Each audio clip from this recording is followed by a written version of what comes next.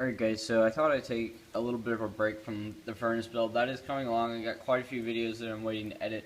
But anyway, today, just real quickly, I wanted to show you this Weed Eater motor, which I got bored, so I tried to get it to run on compressed air, and I have succeeded. So I have the regulator on my compressor set at about 75 PSI, give or take, and I have a ball valve set up and the vinyl tube that goes into the motor, and it starts up pretty easily, and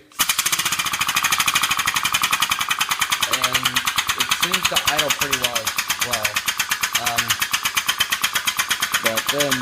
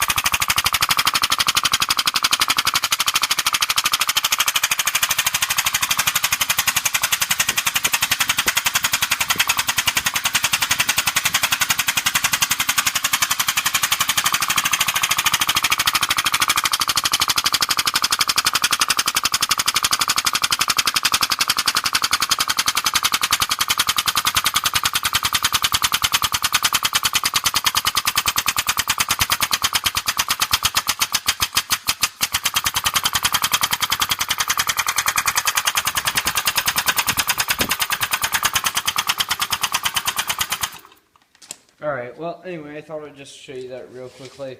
That just used 8 gallons of compressed air at 150 psi, so yeah, it eats up a lot of gas, but there's no valve system, it's just this hose hooked directly up to it and a lot of lube. But anyway, I hope you enjoyed this quick video and have a very nice day.